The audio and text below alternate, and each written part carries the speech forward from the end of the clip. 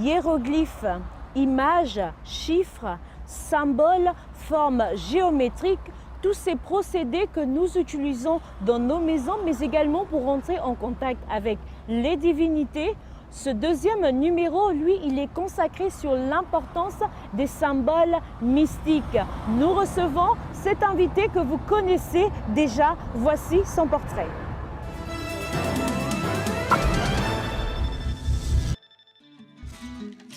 Né le 1er février 1957 à Royan en France, Patrick Nguemandon est un franco-gabonais. Il fait son parcours primaire et secondaire à Clermont-Ferrand, région française, jusqu'en classe de terminale, où il obtient son baccalauréat série D en 1974. Patrick Nguemandon poursuit ses études universitaires au Gabon, à l'université Omar Bongo. Se spécialise en littérature anglaise. Au sortir de sa licence, il se rend aux États-Unis et de là finalise un Master 2 en littérature comparée. De retour au Gabon, il intègre Africa numéro 1 en 1982 en tant qu'animateur, producteur de plusieurs émissions telles que Les Aventures mystérieuses, Triangle, Bizarre, Des chroniques mystiques et Concorde. Patrick Nguemandon est un maître en arts martiaux, Tan Long Vo Lion Karaté, 5e Dan, de Kung Fu, de Karaté-Do, de Judo et de Kuen-Kido. Il s'intéresse à l'islam au Maroc et va faire des recherches sur cette religion. Il va s'initier au Mvet ésotérique par le canal de son maître spirituel, Nsirandon Toutoum. Patrick Nguemandon se lance dans l'écriture autour des années 90. Mamiwata et Rêve de serpent sont les deux textes majeurs de notre écrivain, tous parus en 1995 en France. Patrick Nguemandon est marié, très ancré dans la spiritualité, mystérieux, on le compare très souvent à un tigre zen. Patrick, c'est avec vous que nous allons clore ce deuxième numéro consacré sur les symboles mystiques et leur importance. Bonsoir. Bonsoir. Mais avant tout, de rentrer dans le vif du sujet, le tout ce serait de savoir qu'est-ce qu'on entend par un symbole mystique. Un symbole mystique est quelque chose qui te met en rapport avec la quatrième dimension, avec l'hyperespace, le plan où il n'y a ni espace ni temps. En ce sens, l'être humain a cherché des moyens de rentrer en contact avec ce qu'on appelle Dieu. Mais Dieu, c'est vague. Dieu, c'est infini. Et donc, les symboles permettent à l'homme d'essayer de se rapprocher de ce Dieu-là. Qu'est-ce que c'est? Qu'est-ce que Dieu? Est-ce une conscience? Est-ce une énergie? Ou bien est-ce une conscience-énergie? C'est ça qu'on va voir. Alors là, de suite, ce serait, mais qu'est-ce qu'on entend par un totem? Un totem, bon, vous savez que dans les temps anciens, par exemple, en Afrique, beaucoup d'êtres humains ont passé certains pactes ou certaines alliances avec des animaux puissants parce qu'ils étaient en compétition avec ces animaux-là. Par exemple, vous savez, par exemple chez l'éléphant, on a certaines tribus qui s'appellent Zé, la panthère, ou bien qui s'appellent Sengui, le gorille. Donc, Ngui, c'est le gorille. Il faut savoir qu'ils ont pris contact avec ces animaux-là, avec les ancêtres de ces animaux-là, afin d'avoir une plateforme qui leur permette de rentrer ou bien de passer une alliance avec ces animaux puissants. Parce qu'il faut bien savoir que dans le monde à 3 dimensions où l'on vit, nous étions en compétition avec ces animaux puissants. Et donc mieux vaut parlementer parfois que se battre. Ok. Alors quel est l'impact pour toutes ces personnes-là qui ont à la maison, quel est l'impact spirituel d'un chat et d'un chien? Le chien, d'aucuns disent que le chien est le meilleur ami de l'homme. Hein? Donc un chien va toujours être avec vous. Le chien n'est pas avec vous parce que vous êtes riche ou parce que vous le nourrissez bien. Non, c'est votre chien, il est avec vous. Par contre, le chat est spirituellement plus puissant parce qu'il a, disons, la même vision que le chien. Il voit le monde invisible, il voit l'extrême dimension, mais le chat n'a pas un attachement pour l'homme lui-même. Donc le chat est plus libre. C'est la raison pour laquelle, dans certaines maisons, eh bien, le spirituel préfère avoir comme animal familier un chat qu'un chien. Parce que le chien, c'est votre chien, c'est le meilleur ami de l'homme, il sera toujours à votre service, mais un chat, c'est un animal qui possède en lui-même la liberté. Parce qu'il peut choisir d'être là ou non. Alors, y a-t-il des éléments symboliques qui nous protégeraient des attaques mystiques? Oui. Lesquels? Par exemple, un chat ou un chien. Parce que vous devez savoir que lorsque des gens, par exemple, veulent vous attaquer, Jennifer, eh bien, si votre chien est là ou votre chat, ils peuvent donner leur vie pour vous. Donc, ils se sacrifient. Et donc, ça dépend de la manière avec laquelle vous les traitez. Et accepter ces deux éléments? Par exemple, vous savez que, bon, ça c'est vrai par exemple au Moyen-Orient, chaque journée est en rapport avec une couleur. Et on peut même dire que chaque planète est en rapport avec une couleur. Et donc, selon les connaissances que les gens ont, d'après le nombre de jours qui passent, d'après les couleurs, ils peuvent savoir que pour être en harmonie avec telle planète, il faut porter telle couleur. Pour repousser telle planète, il faut avoir telle couleur. Alors, quelle est l'importance du cactus devant nos maisons? Le cactus a des épines. Et donc, vous savez que quand un sorcier ou un vampireux sort de son corps, eh bien, il peut être blessé. S'il est blessé au cours de ce voyage-là, c'est très grave pour lui. Certaines personnes préfèrent s'arrêter quand ils voient un cactus plutôt que passer en force. Et donc, le cactus peut parfois vous protéger. Et on parle également, Patrick, du serpent ancien, cette image que l'on retrouve généralement sur les panneaux, par exemple pharmaceutiques. Quelle est la symbolique que représente le serpent ancien? Dans la Bible, le serpent ancien, c'est le diable. Mais il faut savoir que, bon, par exemple, pour un grand maître franc-maçon, tout homme porte en lui-même un serpent. Ce serpent, c'est la colonne vertébrale. Quand on parle par exemple de maître franc-maçon du 33e degré, c'est parce que l'être humain a 33 vertèbres. Donc c'est très simple. Et donc, il faut savoir que l'être humain possède en lui le serpent, mais ce serpent, pour devenir libre, doit devenir un aigle. C'est la raison pour laquelle il y a toujours une alliance entre l'aigle et le serpent.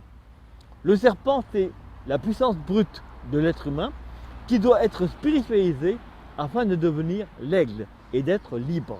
Et donc en parlant d'aigle, pour rester sur vos propos, on constate quand même que dans plusieurs de nos églises, on a ces effigies-là avec de l'aigle, mais également dans des sociétés ésotériques. Est-ce que l'aigle aurait deux significations? Non, non, une seule. L'aigle, c'est la liberté. L'aigle, c'est l'oiseau. D'ailleurs, l'aigle, c'est l'oiseau qui vole le plus haut. Donc, ça peut paraître bon, en ce sens que l'être humain doit faire l'effort de passer du niveau serpent, où il ne vole pas, au niveau aigle.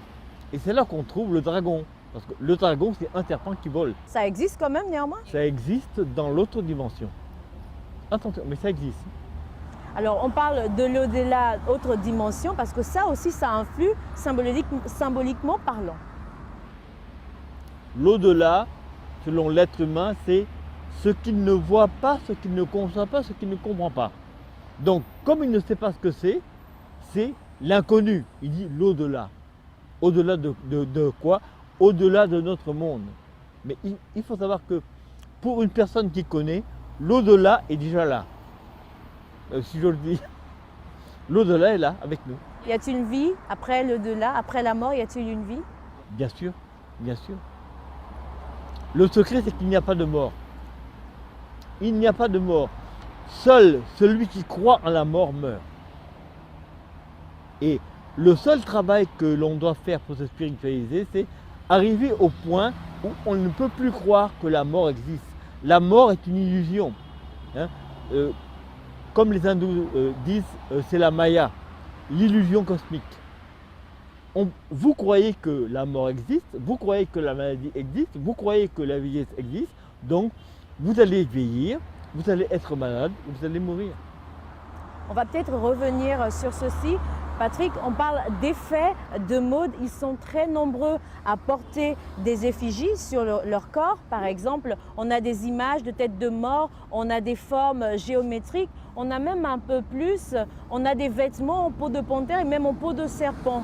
Est-ce qu'il y aurait une incidence de façon inconsciente lorsqu'on porterait ces vêtements ou ces différents artifices?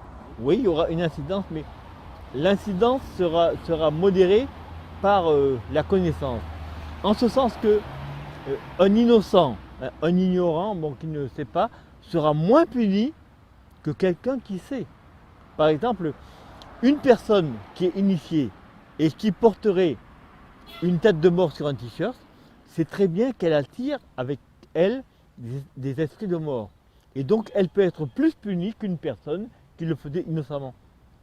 Mais attention, même la personne qui le fait innocemment aura autour de lui des esprits de mort. Et des vêtements de panthère, C'est pareil. également pour les serpents, c'est attirer un esprit de serpent sur soi. C'est pareil. Ok, c'est pareil. Alors, est-ce que le fait de posséder des masques en style décoration nous lie de suite avec les entités rattachées à ces masques? Bien sûr. Vous devez savoir que, par exemple, le masque est une représentation d'un esprit ou d'une entité qui vit dans une autre dimension. Bon, c'est la raison pour laquelle, bon, parfois, dans les maisons, il y a des masques qui ont l'air de vous suivre du regard, comme s'il y avait réellement quelqu'un dans le masque. Donc, le masque, c'est quelqu'un. Le masque, c'est un esprit. À plus forte raison quand ce sont des masques qui ont été préparés pour des cérémonies rituelles. Par exemple, des masques de mort comme les grands masques Mosi, là, bon, attendez. Là, ce sont des masques qui ont été habillés, qui ont été faits pour des cérémonies rituelles. Ou bien en Afrique, on a le koukoué. Le koukoué, bon, c'est un masque qui danse et autres. Généralement, il y a un danseur dedans. Mais certaines personnes disent que parfois, eh bien, le masque danse seul. Est-ce vrai? Moi, je ne sais pas. Est-ce vrai? Ce serait la bonne question. Le seul moyen de savoir, c'est de se faire initier dans ces rituels-là. C'est ça. Alors, on parle aussi de cette belle image, et là, on va aller carrément du côté des États-Unis, c'est le World Trade Center. Et là, cette image, symboliquement parlant, spirituellement et même mystiquement parlant, a une signification. Ben oui. Qu'est-ce que cela signifie? Malheureusement, ces deux tours jumelles-là, c'est deux cornes. Donc, c'est pas très bon. C'est-à-dire que l'architecte même qui a bâti ça, je me demande à quoi il pensait. Parce que non seulement c'est les deux cornes du diable, mais si vous regardez les deux tours jumelles, ça fait quoi? Ça fait 11. Mais 11, c'est le mouri. Donc 11, c'est la justice. Mais la justice divine. Donc forcément, quelqu'un qui connaît bien la Kabbale peut parfois attaquer ces symboles-là. Et vous avez vu ce qui s'est passé lors du 11 septembre. Et est-ce qu'en Afrique, sinon plus précisément au Gabon, on aurait des édifices similaires avec une portée mystique? Bien sûr, on l'a. Un exemple? Oh, À Libreville, un exemple? à Libreville. C'est même pas la peine d'aller voir. Regardez là. Regardez l'image. L'immeuble qui est là devant nous, eh bien, c'est une tour. C'est une tour qui vous montre bien qu'elle représente un esprit. Elle représente une entité. Alors aujourd'hui, quand même, on va le dire, sinon c'est une pratique qui tend quand même à diminuer. On se levait tous les matins et là, dans les carrefours, on va retrouver des pièces d'argent, des corbeilles et également des œufs. Quelle est la symbolique de tout ceci? Bon, écoutez, par exemple, là c'est de la tradition pratique, mais c'est aussi de la magie noire. Parce que, vous savez, par exemple, un homme, bon, un vieillard qui veut se débarrasser de ses rhumatismes, va se masser avec des œufs, avec des pièces de monnaie et va abandonner les pièces de monnaie au carrefour. Un malheureux ou bien un enfant qui passe par là va prendre les pièces de monnaie et autres, et en même temps, il va prendre la maladie du vieux. Donc le vieux va se guérir en faisant tomber quelqu'un malade.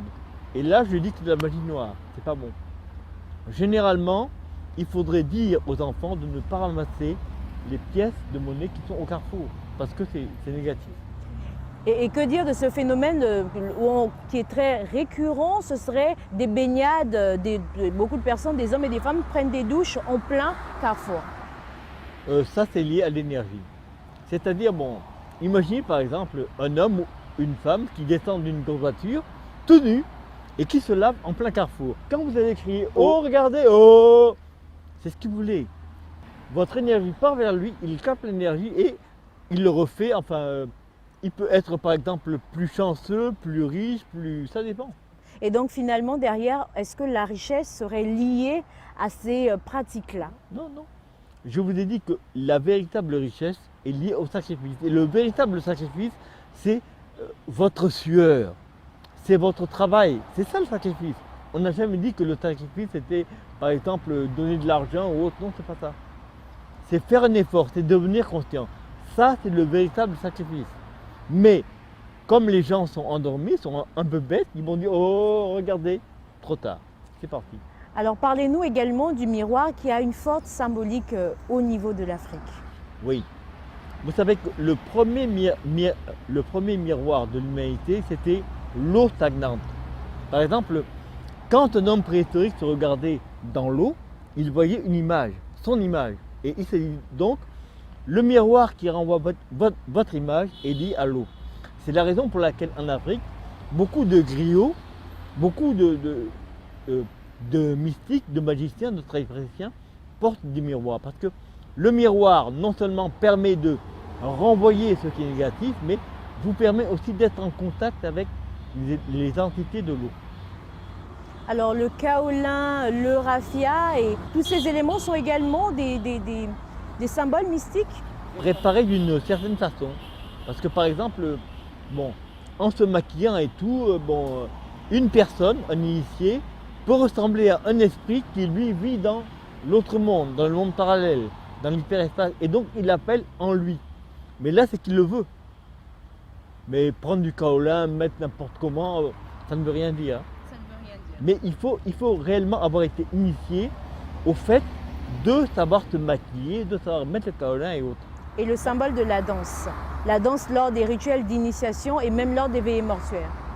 La danse est importante parce que bon, on dit généralement que le danseur est mu par des entités.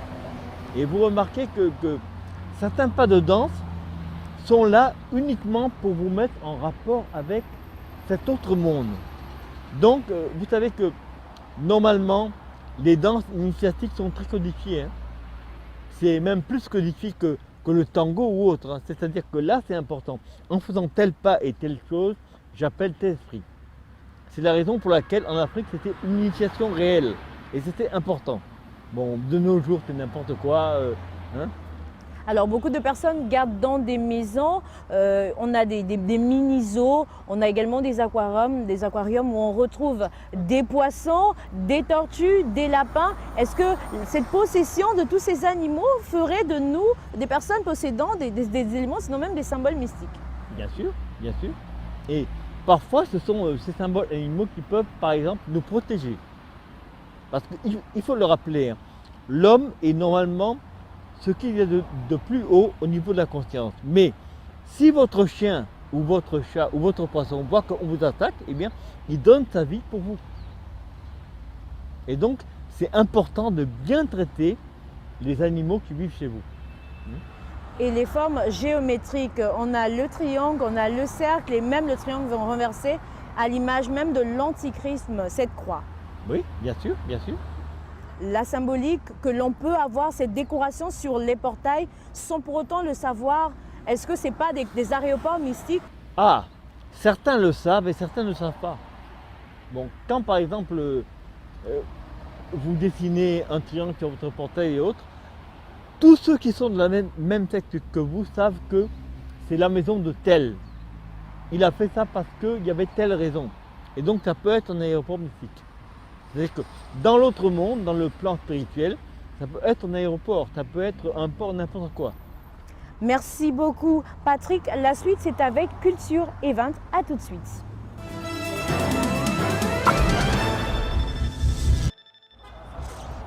Le programme Gospel A initie un nouveau concept, celui de Talents pour Christ. Vous êtes jeune, vous avez des enfants. Pour cet été, autant mieux les préparer dans l'apprentissage de nouveaux chants appelez ce numéro de téléphone. Sinon, rendez-vous à Gabon Télévision pour l'enregistrement de ce merveilleux concours. Alors, Patrick Nguémandon, le commandant Cousteau serait arrivé au Gabon et il aurait découvert des trésors, sinon des merveilles dans nos eaux. Qu'est-ce qu'il aurait pu voir? Cette symbolique représenterait quoi? Bon. Il faut d'abord voir que le commandant Cousteau a plongé au large du Gabon, hein. Donc il a plongé lui-même. Donc ce qu'il a vu, c'est une expérience personnelle. Mais il faut savoir que dans les eaux gabonaises, il y a de grands mystères et de grands secrets.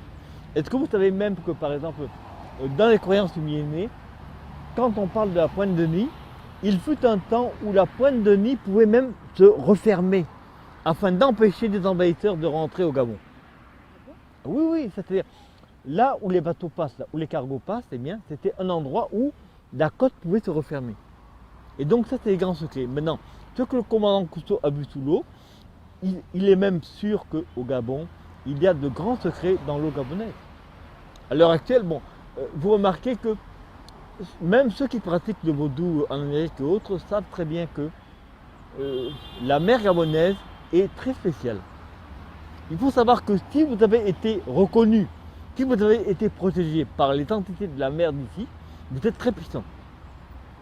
On ne vous attaque pas n'importe quand. Et donc, ce qu'il a vu là, c'est la réalité. Il y a quelque chose sous l'eau, je ne sais pas quoi, mais il y a quelque chose sous l'eau, c'est un secret. Alors on va peut-être revenir sur cette symbolique et là c'est de parler de la lune. On a la demi-lune et on a également la pleine lune. Quelle symbolique, quel est le lien mystique que cela pourrait engendrer sur la vie des personnes? La lune marche avec la nature. À savoir, bon, par exemple, si vous allez chez le coiffeur, si le coiffeur veut que vos cheveux que l'on coupe repoussent vite, il coupera vos cheveux pendant la lune croissante. Et là, vos cheveux vont repousser très vite et très drus. Par contre, s'il coupait les cheveux pendant la lune décroissante, eh bien, vos cheveux seraient faibles, anémiés. Mais maintenant, il y a le commerce, hein, aucun coiffeur ne va refuser un client. Hein. Mais dans la réalité, il faut savoir que la lune, c'est le mystère. La lune, c'est aussi la femme. Et la lune est liée au sang. Donc attention, là c'est des très grands symboles. Alors nous sommes parvenus au terme de cette émission. Patrick, je ne saurais vous laisser partir sans pour autant que vous puissiez nous parler de cette symbolique, celle du sang. Ce symbole mystique. Le sang, vous savez, sur Terre on a des hommes blancs, des hommes jaunes, des hommes noirs, des hommes rouges, mais ils ont tous du sang rouge.